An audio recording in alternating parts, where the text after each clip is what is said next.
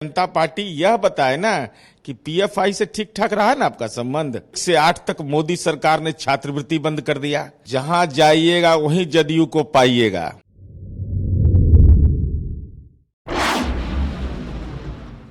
BJP बड़ा अभियान शुरू करने वाली है। 30 मई से 30 जून तक अभियान चलेगा। केंद्र सरकार की उपलब्धियों को जनता तक पहुंचाया जाएगा। हमारे साथ जेडीयू के मुख्य प्रवक्ता नीरज कुमार हैं, उनसे जान लेते हैं। बीजेपी बड़े मुहिम पर निकलने वाली है। 30 मई से 30 जून तक केंद्र सरकार की उपलब्धियों को बताया जाएगा। किस तरह से? जहां जाइएगा वहीं जदयू को पाइएगा। ये जहां जहां जाएंगे वहां पर समानांतर कार्यक्रम करके बताएंगे कि दलित समूह में बाबू जगजीवन राम, उनके नाम के आगे बाबू लगा हुआ था, छात्र आवास योजना बंद कर दिया। शिक्षा का अधिकार है पिछड़ा और अति पिछड़ा वर्ग का। कक्षा 1 से 8 तक मोदी सरकार ने छात्रवृत्ति बंद कर दिया। सामान्य समुदाय को यह बताएंगे कि 10% आरक्षण तो मिला हुआ है, लेकिन स्कॉलरशिप की मान्यता का अर्हता आपके पास है, लेकिन आपको छात्रवृत्ति मोदी सरकार नहीं देता है। समझता है कि सब झोलटंग है, साथे रहबे करेगा, कहां जाएगा ये सब। तो इस सवाल पर आपको एक्सपोज करेंगे। साथ ही साथ वीर कुंवर सिंह को जो आपने अपमानित किया है, गिनीज बुक में अपना तो नाम दर्ज करा लिया और जिनके नाम पर कार्यक्रम हुआ उनका इतिहास से उनको मिटा दिया। उस बात की चर्चा करेंगे। साथ ही साथ यह भी लोगों को बताएंगे कि भाई ये अपने का तो हुआ नहीं तो दूसरे का क्या होगा।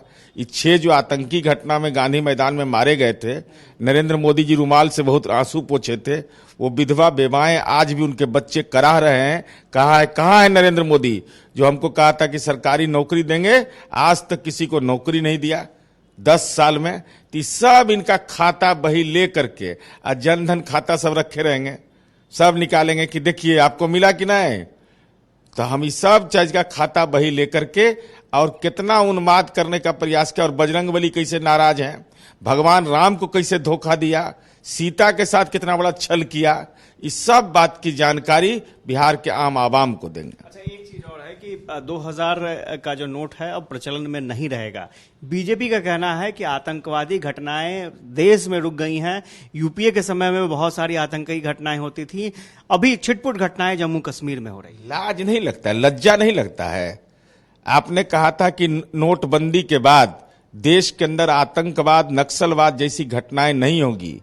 जम्मू कश्मीर में धारा 370 हटने के बाद भी बिहार के श्रमिक मारे गए। कौन गुनाहगार है? वो विधवा पूछ रही है कि कौन गुनाहगार उसके लिए है। हमारे सैन्य बल के लोग मारे गए। छत्तीसगढ़ के दंतेवाड़ा में अभी हाल ही में अर्धसैनिक बल सीआरपीएफ के जवान मारे गए। आपको चाहिए 50 करोड़ का जहाज, और जम्मू कश्मीर के अंदर में सेना के जवान एक हेलीकॉप्टर मांग रहे थे, वह आपको मंजूर नहीं हुआ।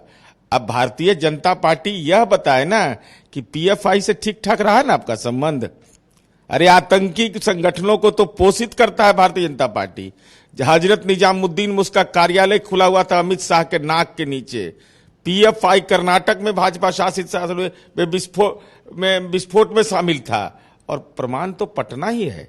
पटना का जो गांधी मैदान का आतंकी घटना हुआ था, उस समय भारतीय जनता पार्टी हुकूमत में थी झारखंड में, वहीं स्लीपर सेल पकड़ाया था और आतंकी पकड़ाया था जब रमन सिंह मुख्यमंत्री थे छत्तीसगढ़ के रायपुर में। तो आतंकवाद से तो बहुत अच्छा रिश्ता इनका है, एकदम घाल मेल है भारतीय जनता पार्टी का।